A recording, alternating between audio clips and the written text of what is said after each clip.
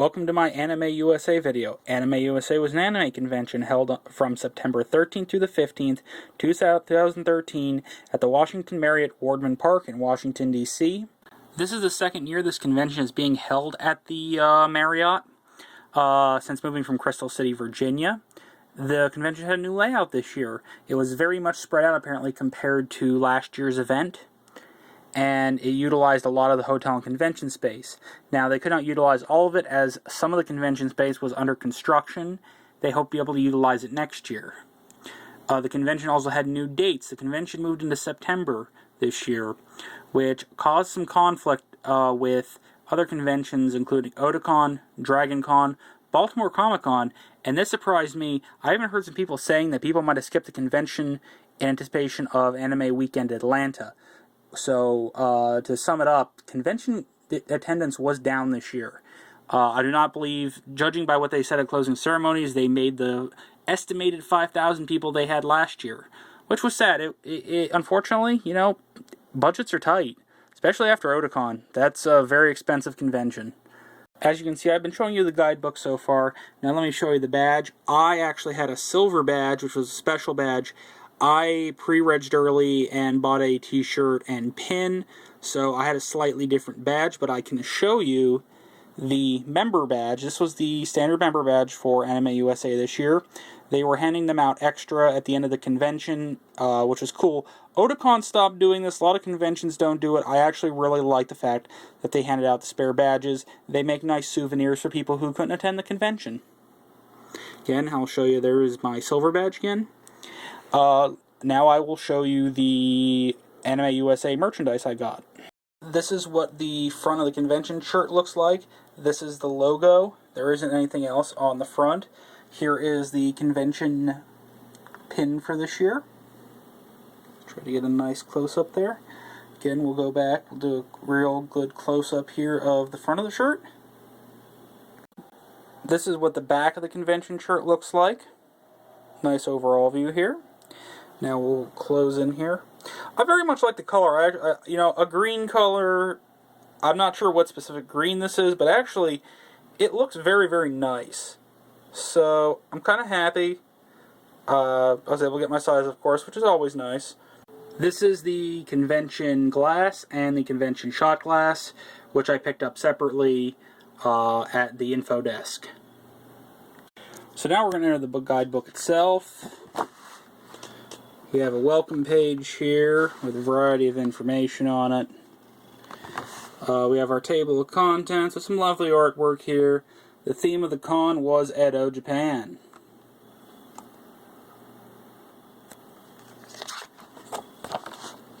And, just an average policies page. More policies. Okay. Japanese guests. This is back on. I can tell you I attended their concert. They were spectacular. They were completely worth bringing back.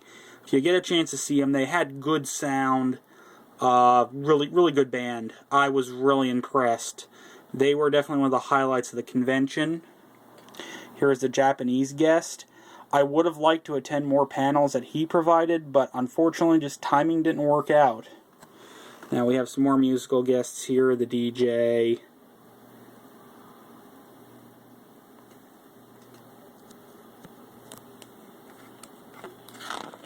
So here are a bunch of the voice actors they brought on. Laura Bailey. Troy Baker, I got to attend his 1QA for a little bit. He was amazing. They were asking him some very, very tough questions. And he did a really good job. I was really impressed. I'd like to see him at another convention. Mike McFarland. Christopher Corey Smith. Kerry Walgren. Travis Willingham, Stephanie Young, David Brem. Now we have some webcomic artists here.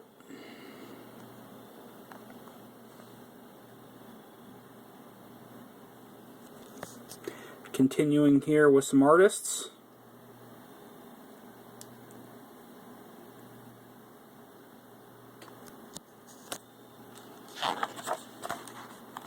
We had a couple of cosplay guests also.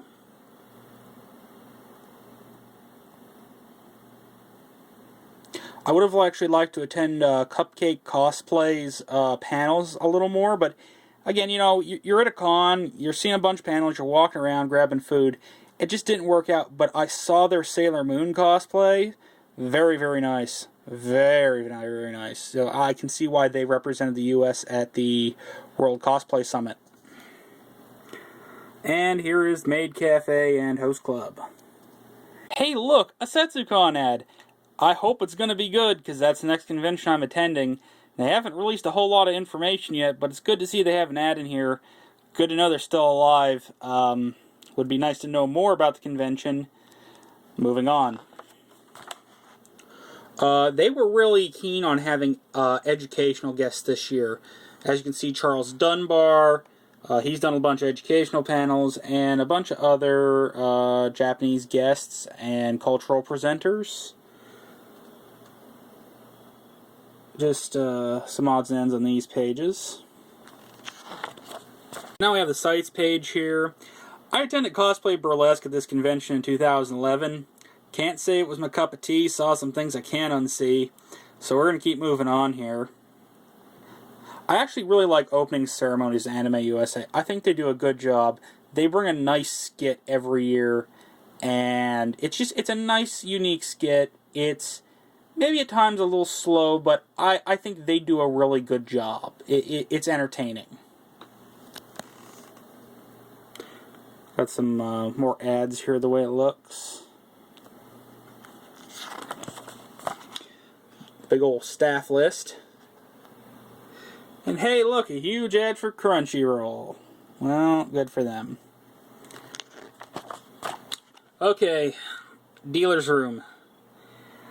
I usually do a separate swag video showing what I bought at the convention. I don't have one. I actually bought nothing in the dealer's room. Now, it wasn't that there was a lack of products, it's just I didn't really find anything that screamed to me buy. What also hurt was Science Fiction Continuum was not there. They're known as the cheap manga, cheap anime people. I feel their lack of booth here really, it hurt the dealer's room, honestly. I'm hoping they come back. It's just, I bought nothing. I feel bad. There was nothing I was interested in. Here's Artist Alley. I actually did buy an art pick here. I bought a picture from an artist. I'm not going to show it in this video. Really no point, but it was very nice, and it turns out I bought something from the guy before. A Shaun of the Dead picture. Okay, we have a food map here. The convention was conveniently located within easy access to several different food venues. Some were better than others. If you needed a cheap meal, McDonald's was right there. There were some better places. I really liked Tomo Sushi. It was not cheap, but it was delicious, I'll tell you that. Did have some bad pizza along the way here. But overall, a lot of places to eat, a lot of options, just, not the cheapest. Here is we're going to flip to this for showing the map here. The convention was a little hard to navigate in some ways. It was very spread out, but it was not impossible to navigate. I know some people in my own group had trouble finding panels. Some of the panel room numbering didn't entirely make sense. You eventually found your way around. The inside of the convention center and hotel was pretty nice. Here is the pocket guide here. We have ourselves, actually I started on the wrong side here. This is Sunday panels. A quick map. Just going to breeze over this. Key information such as hours and stuff like that. I'm just going to do a brief breeze over here. There is one thing I think that needs to be brought up. There was a lot of panel cancellations, and this will actually lead into a little bit of a topic later. The panel group I'm part of was not originally intended to have a panel at the con. We ended up having one. So we'll discuss that a little later. I did find the amount of cancellations disappointing. You really needed guidebook to get around this convention effectively. At closing ceremonies, they mentioned some people decided to steal the information boards in front of rooms. That wasn't cool. But, okay, so this is the pocket guide. Some of the panels I attended, on top of ones I already discussed, were opening ceremonies. Amazingly Obscure Anime was a very interesting panel. A lot of obscure anime. I knew 3 of them, which seemed to be more than a lot of people. I actually went and bought some of the anime discussed in that panel.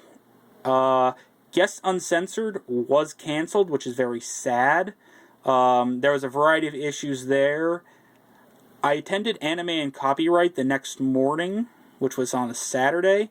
Very academic, very good panel, lots of information. The presenter was a older gentleman who is a lawyer, and he raised some very interesting points. I attended the Troy Baker QA. I didn't get to attend the full thing. Again, Troy Baker was amazing. They asked him some legitimately challenging questions, and I would love to see him at another convention, get to sit through all his panels. I attended Voice-A-Palooza, which had most of the voice actors. It was essentially them doing a live recording, Very entertaining. The voice actors were all great. Really enjoyed attending. Again, the Back On concert was completely worth it. Superb concert. I've started getting into music more at these events. Really glad I attended. Great sound. And finally, our panel, D&D, Archon Stories panel, was a late edition. We had a 1 a.m. Sunday morning panel. So we brought our A game. We did not have a large attendance. We only had about, I would say, a dozen or so people. But we experimented with a new format that I think the panel went a lot better than the last one we did, which is at KatsuCon. Very smooth. We had a nice attendance. I'm very happy, considering it's a last-minute panel, how it went.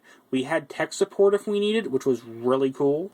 So that pretty much covers the map there, and we're going to keep our flipping here.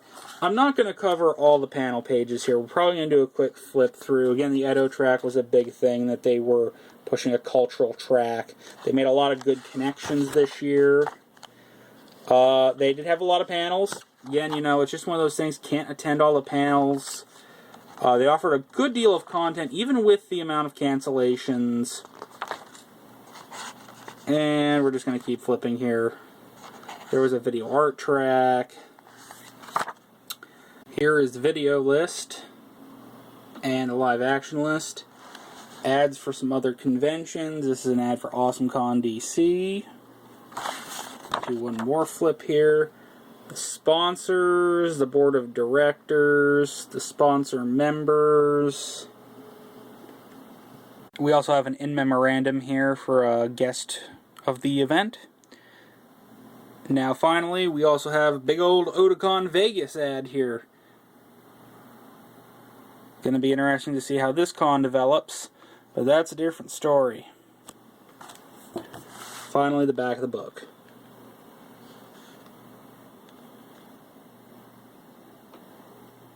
So, Anime USA was an interesting con. Again, this convention I was unable to attend it in 2012 for a variety of reasons. Mostly the group I was part of kind of fell apart, which it was sad, and I'm happy I made it back this year. It was a little bit of a different experience than I expected. We roomed with people outside of our usual group. Several of them were really awesome, nice to meet. My overall experience, I think I'm going to sum it up this way. This convention felt like it was missing something. I think the cons, so many cons happening, really hurt attendance, it seems. It was a very different convention from 2011 even. I think you were missing something. And again, it was mostly the people. Even Science Fiction Continuum missing, I think, hurt a little bit. It did bring some good panels, brought some really good guests.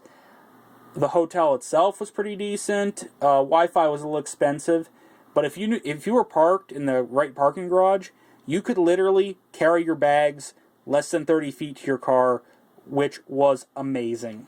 The hotel itself was rather good. seemed to be on board with the convention. A lot of security I saw roaming around, so there was no shenanigans. So my overall thoughts about the convention, it was a C++. The convention was off a little bit. Now, a lot of people be like, that's a little bit rough of a rating, but for me, a C convention you go back to. It's a average convention. It's a decent convention. They had some good points and some bad points. Again, it felt like something was missing this year. I hope to be able to attend next year. The dates have already been announced. It's October 3rd through the 5th, 2014.